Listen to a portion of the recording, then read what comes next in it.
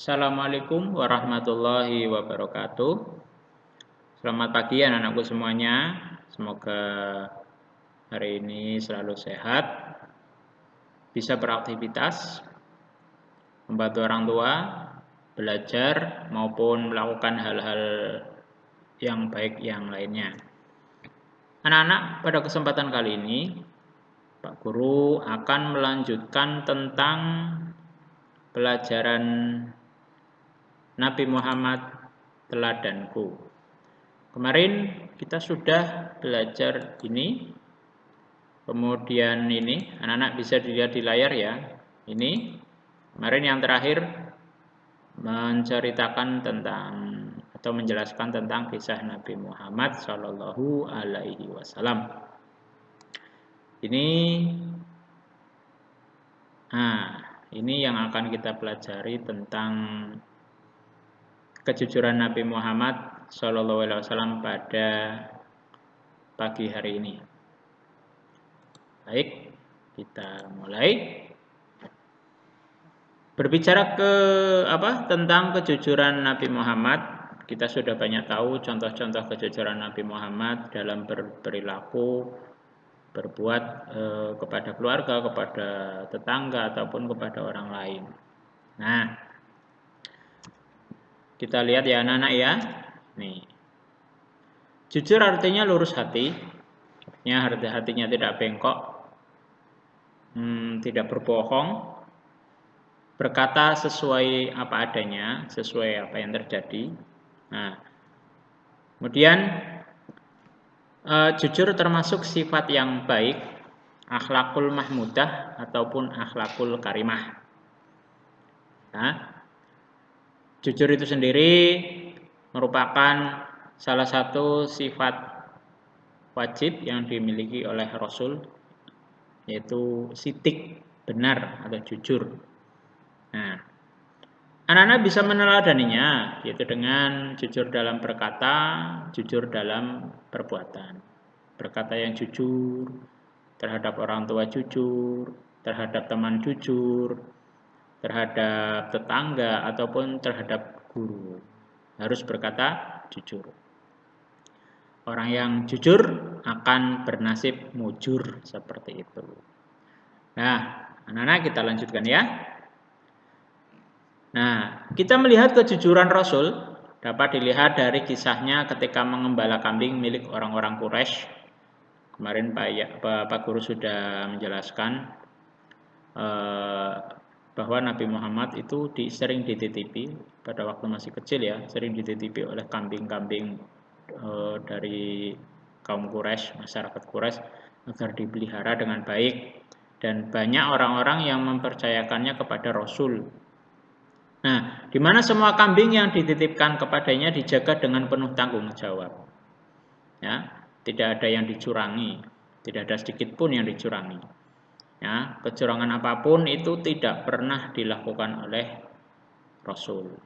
Misalnya kambingnya beranak 3, ya nanti dikatakan, oh ini kambingnya mempunyai anak 3. Jangan beranaknya 3 nanti bilang ke orangnya atau ke yang punya kambing, oh lahirnya cuma 1, nanti yang 2 diambil sendiri. Nah, itu namanya tidak jujur, tidak amanah. Ya anak-anak ya, jujur dalam berkata, jujur dalam berbuat.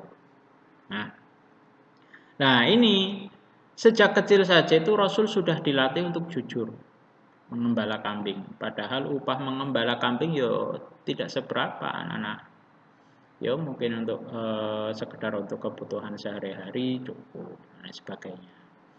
Ya, baik, kita lanjutkan. Kejujuran Nabi ketika berdagang. Nah, kemarin juga Pak Guru sudah menyinggung ini, bahwa semenjak hidup bersama pamannya Abu Thalib itu, Rasul banyak belajar dari pamannya itu. Belajar mengembala kambing, belajar berdagang. Nah, berdagang ini beliau lakukan ketika sudah mulai remaja. Ya. Yo mungkin kalau sekarang umur-umur SMP gitu ya, itu sudah dilatih berdagang. SMP atau SMA. Rasul remaja itu sudah jualan. Ya, tentu Pertama dilatih sama pamannya itu. Nah, kejujuran Nabi ketika berdagang, di mana Nabi ketika berdagang. Nah ini, kita baca anak. Kejujuran Nabi ketika berdagang, di mana Nabi ketika berdagang juga tidak pernah berbuat curang, tidak menambah timbangan. Ya, ini tertutup ya anak-anak ya. Tertutup ini. Nah, tidak berbohong mengenai keadaan barangnya. Jadi begini, Rasul dalam berdagang, dalam berjualan, Rasul itu selalu menjelaskan kualitas barangnya. Bapak Ibu iki barangnya ini barangnya seperti ini. Jeleknya, minusnya apa? Seperti itu. Dijelaskan. Ya. Keadaan barangnya agak rusak, ya dijelaskan kepada calon pembeli. Begitu juga kalaupun barangnya bagus, ya dikatakan bagus. Jadi tidak menutup-nutupi kejelekan barang yang dimilikinya atau yang dijualnya itu. Kemudian juga tidak pernah menambah timbangannya. Nah, ini contoh ya, ini contoh di dalam lingkungan kita. Misalnya ada orang penjual beras atau gula. Kalian membeli 1 kilo, tapi pedagangnya itu sudah mengasih pemberatnya itu di timbangan. Nah, jadi ketika melayani itu dikasih ke timbangan 1 kilo, beras 1 kilo.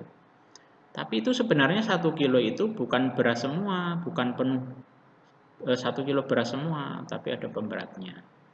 Nah, itu salah satu kecurangan yang dilakukan oleh penjual, dan itu tidak boleh dan tidak pernah dilakukan oleh Rasul. Nah, kalau kita membeli beras 1 kilo ternyata ditimbang di rumah, kamu punya kiloan sendiri, ternyata tidak ada 1 kilo. Nah, karena apa?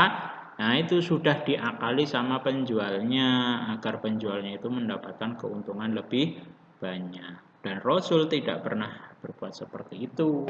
Jujur dalam berbuat, dalam berdagang, dalam mengembala kambing, dalam menjelaskan semua aktivitas yang dilakukan oleh Rasul. Apa yang dilakukan oleh Rasul? Selalu jujur. Itu yang harus kita teladani, yang harus kita